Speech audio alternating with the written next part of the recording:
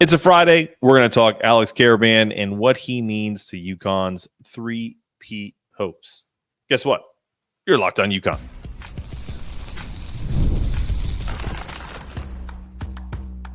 You are Locked On UConn, your daily podcast on the UConn Huskies, part of the Locked On Podcast Network, your team every day.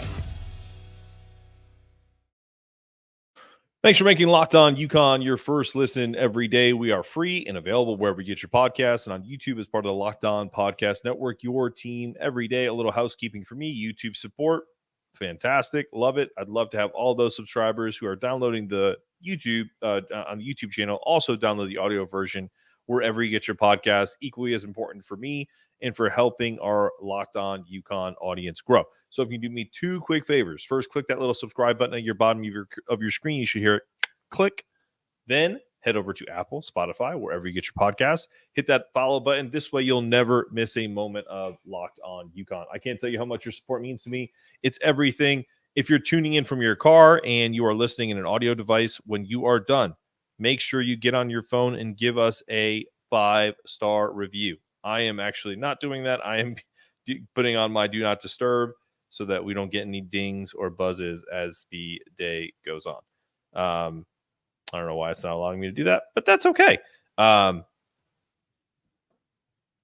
Today's episode is brought to you by FanDuel. Make every moment more as the playoffs wind down. The sports stop sporting like we want them to. But this summer, FanDuel is hooking up all customers with a boost or a bonus daily. That's right. There's something for everyone every day, all summer. Visit FanDuel.com to get started. Well, let's kick things off. Alex Karaban is obviously very well known in UConn Nation. And if you're listening to this and you're an everydayer, you don't need me to tell you how amazing he is. But hopefully I'll shed some light on a few different things and talk about specific plays that will give you some things to reminisce about as we are now 3 months away from college basketball. So this is actually Alex's fourth year. He redshirted his freshman year, came in with some really high hopes, but a redshirt freshman year is not uncommon. And it's actually, I think, a big reason why he was able to contribute in his redshirt freshman year.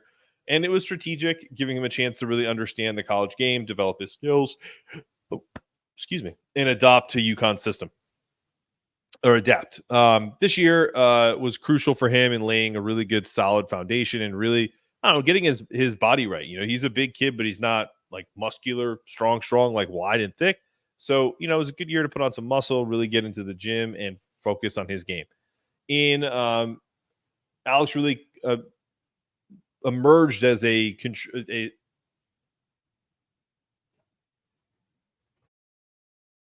sorry about that. Had to pause the podcast pretty abruptly. So, but back to Alex Karaban. Look, he was here just kind of absorbing all of the wonder, if you will, or the knowledge that being in a Dan Hurley, Luke Murray offense has, and defense and everything that goes with it, and really just kind of getting his mind to where people call him their brain center, that he has the ultimate IQ for basketball. Despite having games like, shooting only 2 for 9 against Marquette, he has an impact that goes beyond the box score, and he demonstrates his value to his team by putting everybody in the right positions. He is like, to use a football term, we're getting close to football season. He is like an offensive lineman or a center. You know what I mean? So the Jason Kelce's of the world, the guys like that who are constantly calling out protections, really kind of putting the team in the best position to win. All of the praise goes to the quarterback, right? When the things go right. But if it wasn't for the center calling the plays, calling the protection, telling people where to slide, you're probably not in the best position possible. So that's kind of I would imagine he's turning more into like a quarterback where he has that type of ability now. But he's known for his versatility. Basketball IQ obviously contributes significantly to UConn's success over the last couple of years.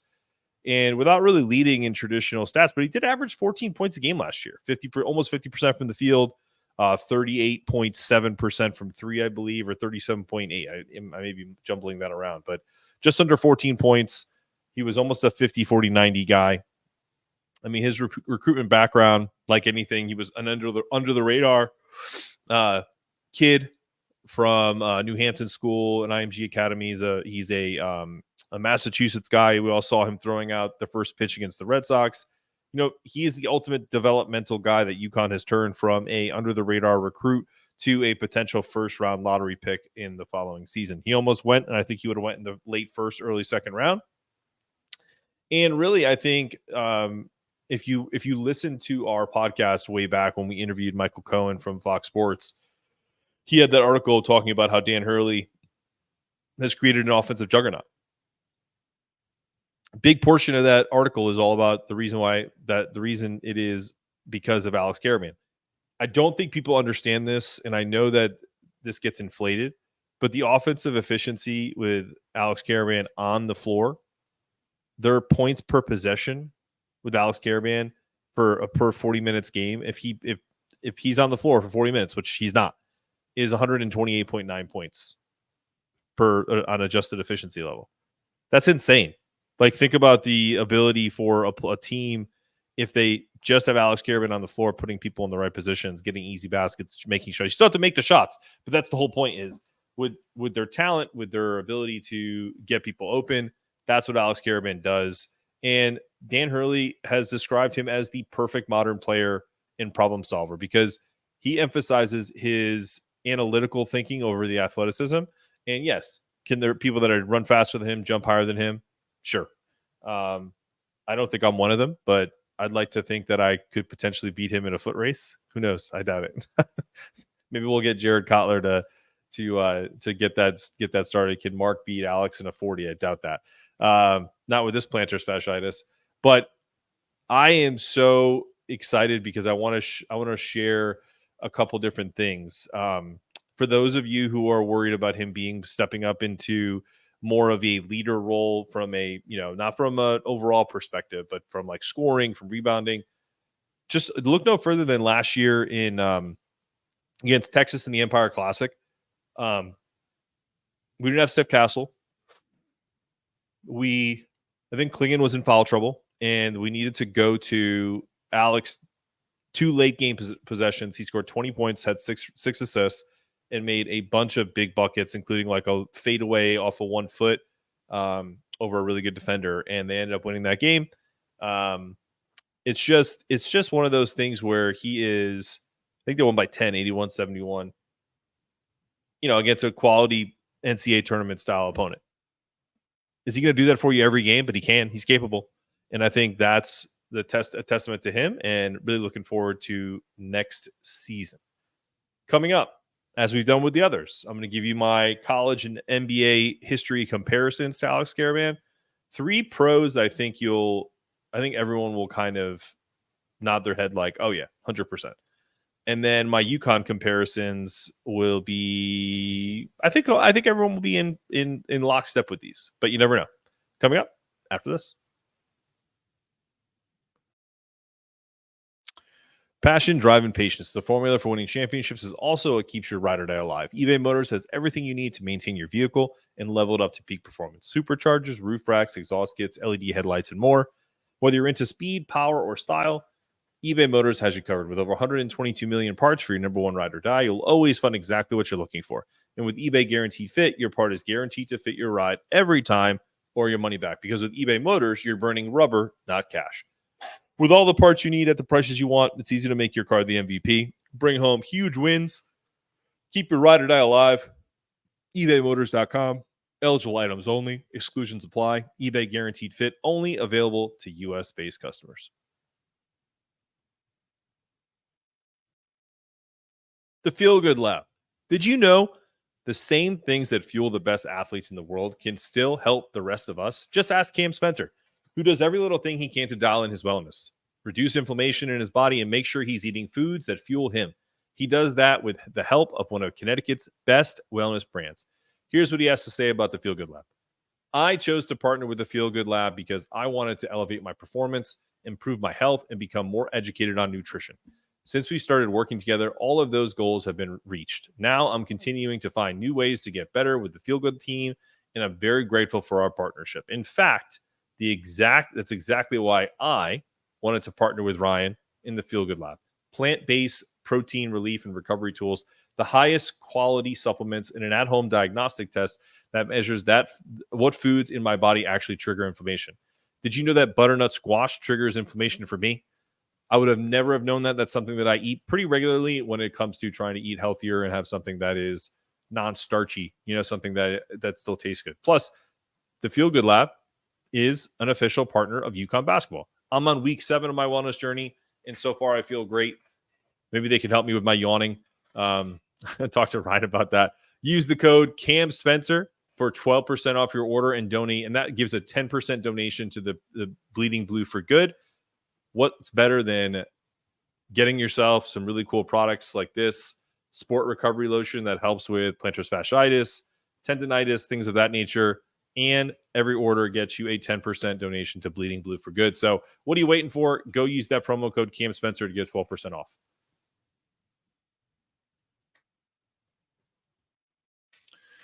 Okay, who does Alex remind us of? I think for me, the first one that is so easy and such a hits close to home because not everyone, but a lot of people in the Northeast are Celtics fans and they just won the NBA championship.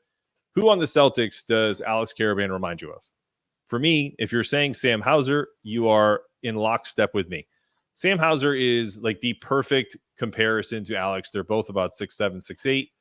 They have a versatile skill set in which they have quick shooting motions that Alex is only going to get better as he perfects it. I think Sam did this a bunch in where he's planted himself in the corner, and as they're going to Jaylen Brown or Jason Tatum, he's literally like this, ready for a pass in the pocket, and he's already in his shooting motion. And I think that's something that Alex can really become.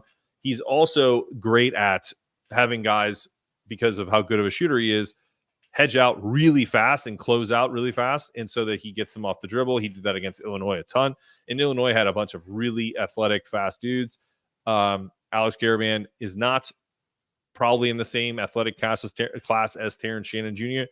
Or some of the other folks on that team, but he made a lot of them look silly in that game.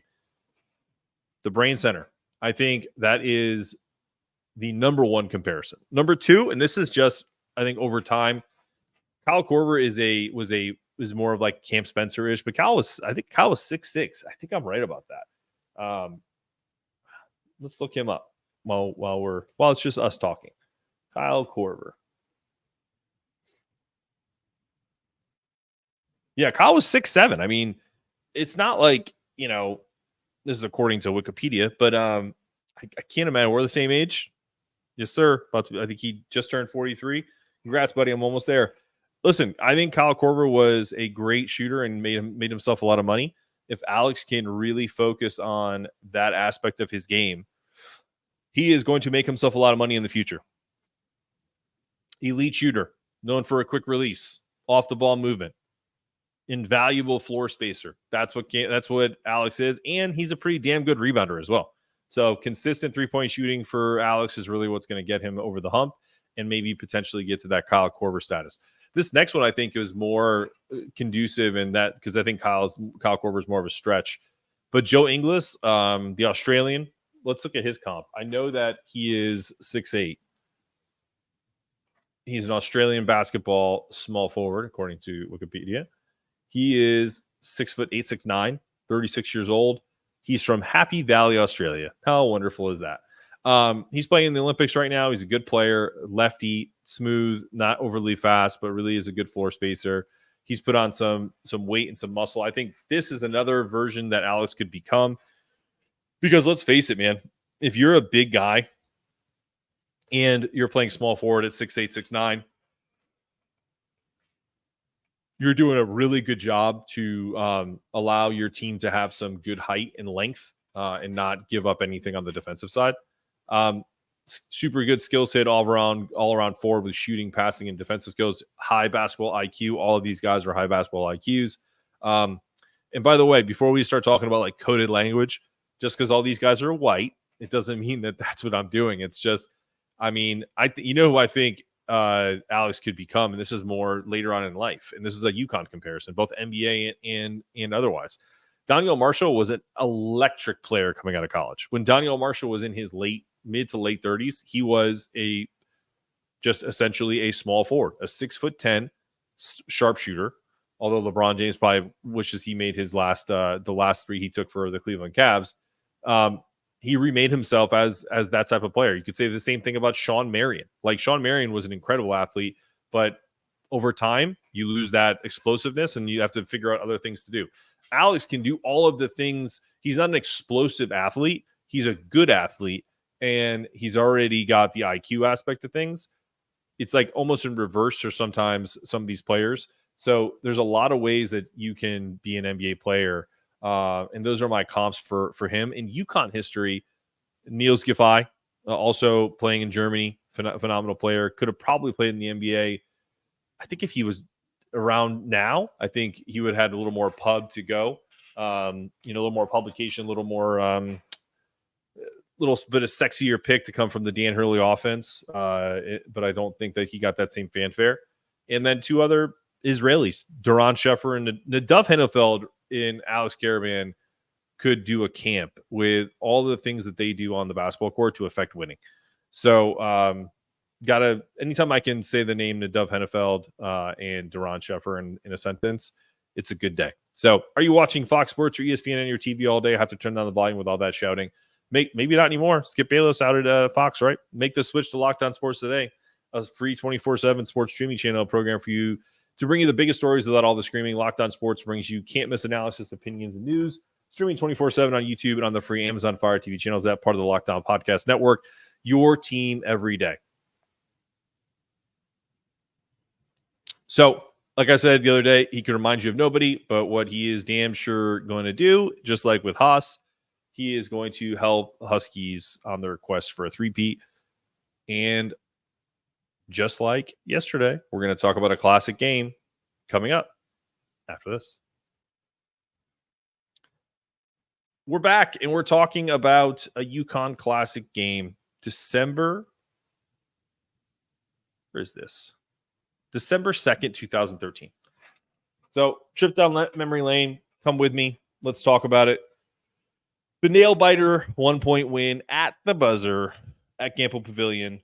65-64, UConn beating the Florida Gators. First half, absolutely competitive. It was at halftime. UConn was up 30-29 going into the break.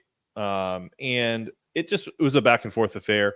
UConn got down early in the second half by as much as, I believe it was 48-41 was the largest lead. Then from that point, UConn goes on essentially a 9 or an 8-1 run to go up by 5, or a 15-1 run to go up by 5. So it's 54-49 late in the game. Shabazz is having a monster game, 26 points, 9 of 15 from the floor. Yeah, DeAndre Daniels with 14 points. And Ryan Boatwright was having himself a nice game too. I think what was so interesting about this game is it really showcased when your two best players are playmakers like Shabazz and DeAndre, and then subsequently your third best player, or arguably the 2A, 2B player in Ryan Boatwright. I think what this game proved is that UConn beating they were number 12 at the time. Florida was number 15 at the time, but it was a big win for UConn. And I think this was a part of the year where they were really working well and flowing, and it wasn't always like that year, as we all know, but it really showed the capability of that season. And on this Freaky Friday, I think we all know what happened at the end of that game. Shabazz made a crucial, basically a buzzer-beating jump shot. But if you go back and look at that clip, just go back and watch the game for a second. Shabazz is basically swallowed up at like almost half court-ish. He's able to pass out of it. Then he cuts quickly. Is able to get up a really bad first shot, but it hits the backboard. It gets back tapped out to him. He steps in and makes a free throw line shot to win at the buzzer. And then everyone goes crazy. I almost said something else, and loses their mind.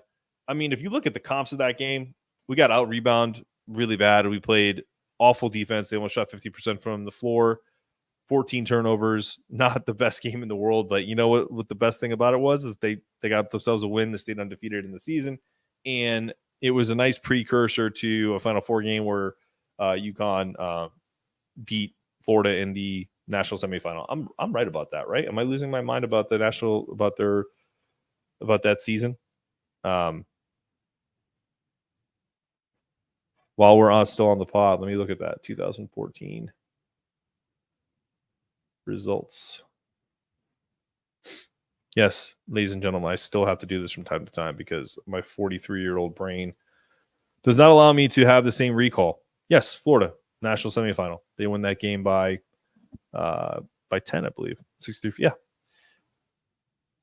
Yeah, in Jerry World. So, yeah, I think for me, I also noticed, too, when I was looking back at the banners that I have hanging up, we have 4 titles in Texas alone. Then 1 in Arizona, 1 in Tampa.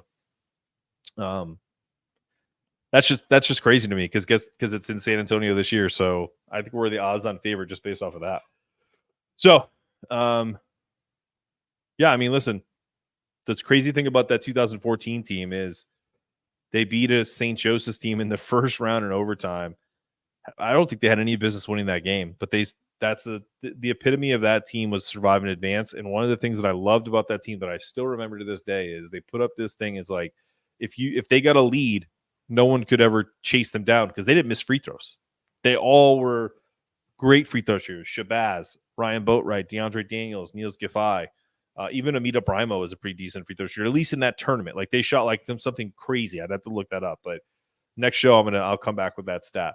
But also another cool like run to the tournament because they were at the Niagara Center, which was in Albany, and then they went to Madison Square Garden for the regionals, and then obviously to Dallas for the Final Four. So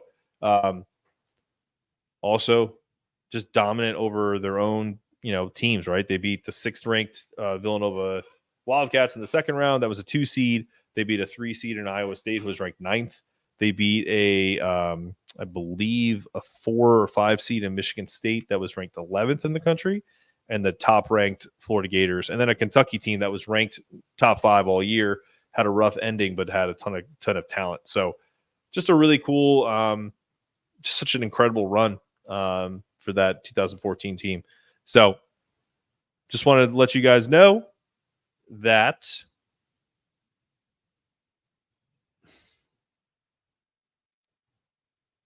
this has just been a good show, and it's a Friday, and I apologize if this is a little bit discombobulated. We got a lot of stuff going on with family this weekend, so I'm getting text messages. I don't know how to turn off these settings so we get these dings. I'll get that figured out. But this has been another episode of Locked On UConn.